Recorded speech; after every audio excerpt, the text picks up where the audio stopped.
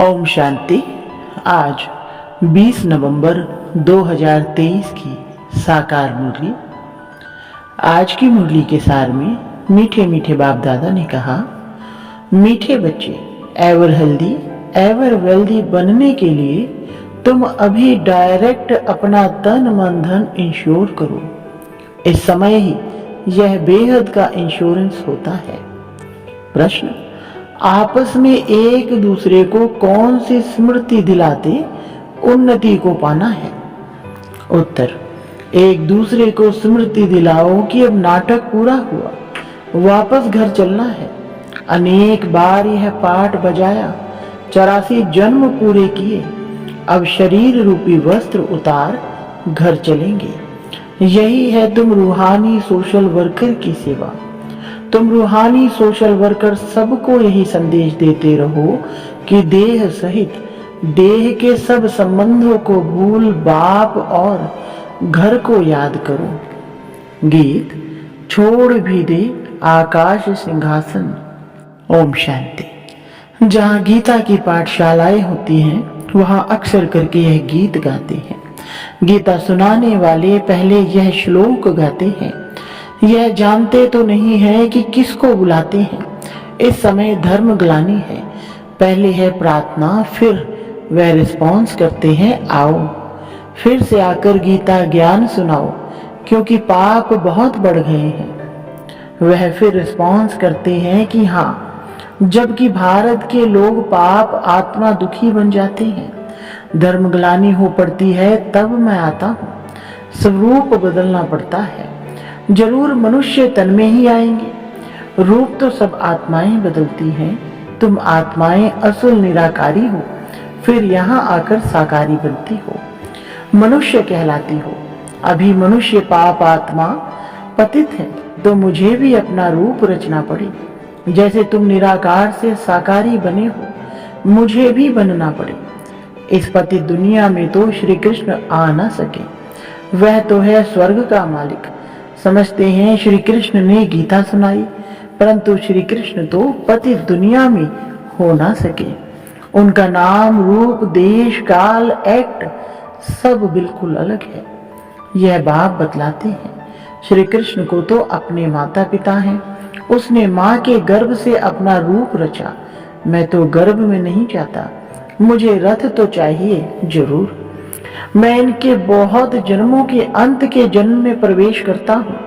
पहला नंबर तो है श्री कृष्ण। इनके बहुत जन्मों के अंत का जन्म हुआ 84वां जन्म, तो मैं इसमें ही आता हूँ। यह अपने जन्मों को नहीं जानते हैं। श्री कृष्ण तो ऐसे नहीं कहते कि मैं अपने जन्मों को जानता हूँ। भगवान कहते हैं जिसमें मैंने प्रवेश किया है वह अपने जन्मों को नहीं जानता, मैं जानता हूँ। श्री कृष्ण तो राजधानी का मालिक है। सतयुग में है सूर्यवंशी राज्य विष्णुपुरी। विष्णु कहा जाता है लक्ष्मी नारायण को। कहाँ भी भाषण होता है तो यह रिकॉर्ड काफी है, क्योंकि यह तो भारतवासी खुद गाते हैं। जब धर्म प्रायलोप हो जाए तब तो फिर से गीता सुनाओ। वही धर्म फिर से स्थापन करना है। उस धर्म के कोई मनुष्य ही नहीं है, तो फिर गीता का ज्ञान कहाँ से निकला? बाप समझाते हैं, सतयुग त्रेता में कोई शास्त्र आदि होते नहीं। यह सब है भक्ति मार्ग की सामग्री। इन द्वारा मेरे साथ कोई मिल नहीं सकते। मुझे तो आना पड़ता है। आकर सबको सदगति देता हूँ, वाया गति। सबको वापस जाना पड़ता है। गति में जाकर फिर स्वर्ग में आना है, मुक्ति में जाकर फिर जीवन मुक्ति में आना है। बाप कहते हैं 1 सेकंड में जीवन मुक्ति मिल सकती है। गाया हुआ है, गृहस्थ व्यवहार में रहते 1 सेकंड में जीवन मुक्ति अर्थात दुख रहित। सन्यासी तो जीवन मुक्त बना ना सके, वह तो जीवन मुक्ति को मानते ही नहीं। इन सन्यासियों का धर्म सतगुरु में सतयुग में तो होता ही नहीं है।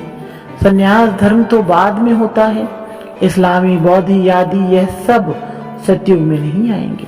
अभी और सब धर्म है, बाकी देवता धर्म है नहीं। वे सब और धर्मों में चले गए हैं। अपने धर्म का पता नहीं है।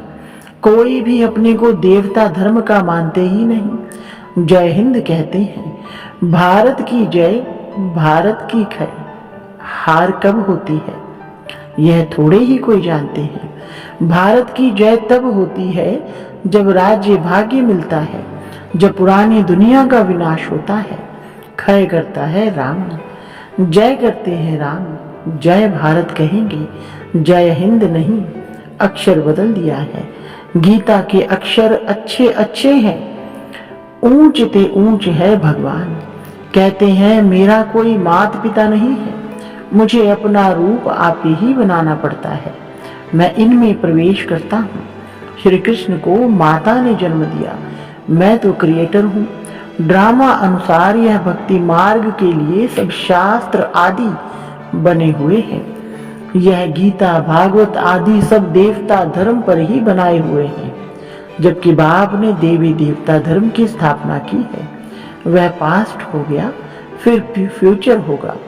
आदि मध्य अंत को पास्ट प्रेजेंट और फ्यूचर कहते हैं। इसमें आदि मध्य अंत का अर्थ अलग है। जो पास्ट हो गया वही फिर प्रेजेंट होता है। जो पास्ट की कहानी सुनाते हैं वह फ्यूचर में रिपीट होगी। मनुष्य इन बातों को नहीं जानते। जो पास्ट होता है उनकी कहानी बाबा प्रेजेंट में सुनाते हैं, फिर फ्यूचर में रिपीट होगी। बड़ी समझने की बातें हैं, बड़ी रिफाइन बुद्धि चाहिए। कहाँ भी तुमको बुलाते हैं तो भाषण बच्चों का करना है। सन शोज फादर, बच्चे बताएंगे हमारा फादर कौन है। फादर तो जरूर चाहिए, नहीं तो वर्षा कैसे लेंगे। तुम तो बहुत ऊंच ते ऊंच हो, परंतु इन बड़े आदमियों को भी मान देना पड़ता है। तुम्हें सबको बाप का परिचय देना है। सब गॉड फादर को पुकारते हैं, प्रार्थना करते हैं, हे गॉड फादर आओ। लेकिन वह कौन? तुम्हें शिव बाबा की भी महिमा करनी है, श्री कृष्ण की भी महिमा करनी है और भारत की भी महिमा करनी है। भारत शिवालय हेवन था। 5000 वर्ष पहले देवी देवताओं का राज्य था। वह किसने स्थापन किया? जरूर ऊंच ते ऊंच भगवान ने। ऊंच ते ऊंच निराकार परमपिता परमात्मा शिवाय नमः हुआ। शिव जयंती भारतवासी मनाते हैं, परंतु शिव कब पधारे थे यह किसको पता नहीं है। जरूर हेवन से पहले संगम पर आया होगा। कहते हैं कल्प कल्प के संगम युगे युगे आता हूँ, हर एक युग में नहीं। अगर हर एक युग का हो तो भी 4 अवतार होने चाहिए। उन्होंने तो कितने अवतार दिखाए हैं। ऊंचे से ऊंचा एक बाप है जो ही हेवन रचते हैं। भारत ही हेवन था, वॉइसलेस था। फिर तुम यह प्रश्न उठा नहीं सकते हो कि बच्चे कैसे पैदा होते हैं। वह तो जो रस्म रिवाज होगी वह चलेगी। तुम क्यों फिक्र करते हो? पहले तुम बाप को तो जानो, वहां आत्मा का ज्ञान रहता है। हम आत्मा एक शरीर छोड़ दूसरा लेती है। रोने की बात नहीं, कभी अकाले मृत्यु नहीं होती है। खुशी में शरीर छोड़ देते हैं तो बाप ने समझाया है मैं कैसे रूप बदल कर आता हूँ। श्री कृष्ण के लिए नहीं कहेंगे, वह तो गर्भ से जन्म लेते हैं। ब्रह्मा विष्णु शंकर है सूक्ष्म वतनवासी।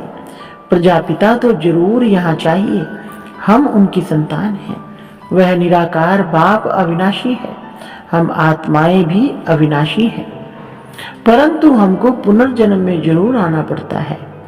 यह ड्रामा बना हुआ है। कहते हैं फिर से आकर गीता का ज्ञान सुनाओ तो जरूर सब चक्र में आएंगे। जो होकर गए हैं बाप भी होकर गए हैं, फिर आए हुए हैं। कहते हैं फिर से आकर गीता सुनाता हूँ। बुलाते हैं पतित पावन आओ तो जरूर पतित दुनिया है। सब पतित हैं, तब तो पाप धोने के लिए गंगा स्नान करने जाते हैं। स्वर्ग में यह भारत ही था। भारत है ऊंच अविनाशी खंड, सबका तीर्थ स्थान। सब मनुष्य मात्र पतित है। सबको जीवन मुक्ति देने वाला वह बाप है। जरूर जो इतनी बड़ी सर्विस करते हैं उनकी महिमा गानी चाहिए। अविनाशी बाप का बर्थ प्लेस है भारत, वही सबको पावन बनाने वाला है। बाप अपने बर्थ प्लेस को छोड़ और कहाँ जा सके। तो बाप बैठ समझाते हैं, मैं कैसे रूप रचता हूँ। सारा मदार धारणा पर है, धारणा पर ही तुम बच्चों का मर्तबा है। सबकी मुरली एक जैसी हो नहीं सकती। भलकाठ की मुरली सब बजाएं तो भी एक जैसी नहीं बजा सकते। हर एक की एक्ट का पार्ट अलग है। इतनी छोटी सी आत्मा में कितना भारी पाठ है। परमात्मा भी कहते हैं हम पाठधारी हैं। जब धर्म ग्लानि होती है तब मैं आता हूँ। भक्ति मार्ग में भी मैं देता हूँ।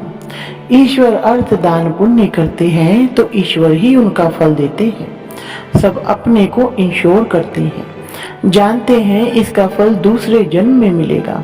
तुम इंश्योर करते हो 21 जन्मों के लिए। वह है हद का इंश्योरेंस इनडायरेक्ट, और यह है बेहद का इंश्योरेंस डायरेक्ट। तुम तन मन धन से अपने को इंश्योर करते हो, फिर अथाह धन पाएंगे, एवर हेल्दी वेल्दी बनेंगे। तुम डायरेक्ट इंश्योर कर रहे हो। मनुष्य ईश्वर अर्थ दान करते हैं, समझते हैं ईश्वर देगा। वह कैसे दिलाते हैं यह थोड़े ही समझते हैं। मनुष्य समझते हैं जो कुछ मिलता है वह ईश्वर देता है। ईश्वर ने बच्चा दिया, अच्छा देते हैं तो फिर लेंगे भी जरूर। तुम सबको मरना जरूर है, साथ कुछ भी तो नहीं जाएगा। यह शरीर भी खत्म होना है, इसलिए अब जो इंश्योर करना है वह करो, फिर 21 जन्म इंश्योर हो जाएंगे। ऐसे नहीं कि इंश्योर कर और सर्विस कुछ भी ना करो, यहाँ ही खाते हो। सर्विस तो करनी है ना, तुम्हारा खर्चा भी तो चलता है ना। इंश्योर कर और खाते ही रहते तो मिलेगा कुछ नहीं। मिले तब जब सर्विस करो तो ऊंच पद भी पाएंगे। जितना जो जास्ती सर्विस करते हैं उतना जास्ती मिलता है। थोड़ा सर्विस तो थोड़ा मिलेगा। गवर्नमेंट के सोशल वर्कर भी नंबरवार होते हैं, उनके बड़े बड़े हेड्स होते हैं। अनेक प्रकार के सोशल वर्कर हैं, वह है जिस्मानी, तुम्हारी है रूहानी सर्विस। हर एक को तुम यात्री बनाते हो, यह है बाप के पास जाने की रूहानी यात्रा। बाप कहते हैं देह सहित देह के सब संबंधों को और गुरु गोसाई आदि को भी छोड़ो, माँ में कम याद करो। परमपिता परमात्मा निराकार है, साकार रूप धारण कर समझाते हैं। कहते हैं मैं लोन लेता हूँ, प्रकृति का आधार लेता हूँ।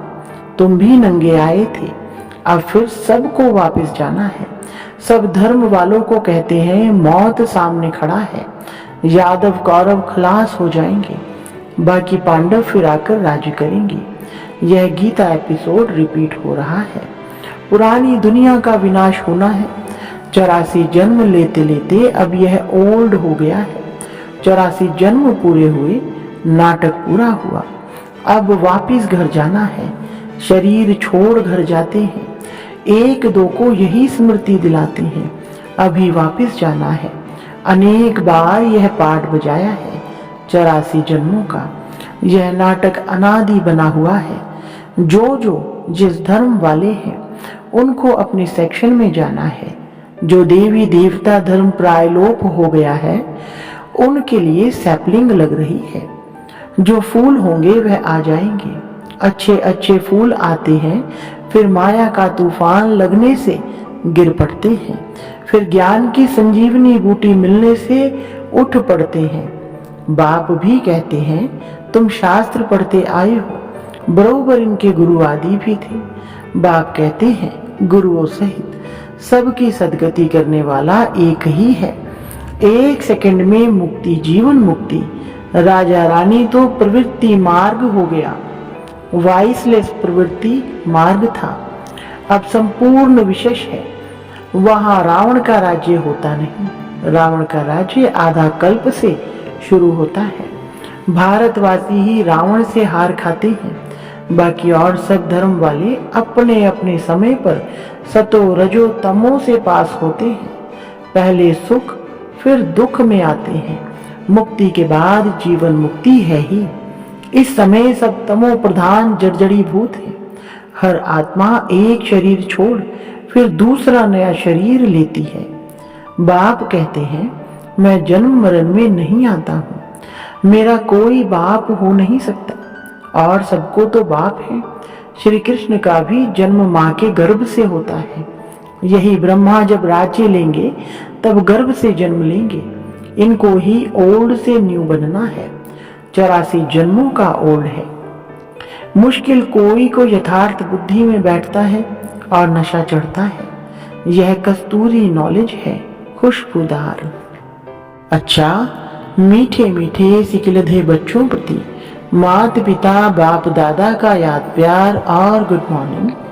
रूहानी बाप की रूहानी बच्चों को नमस्ते।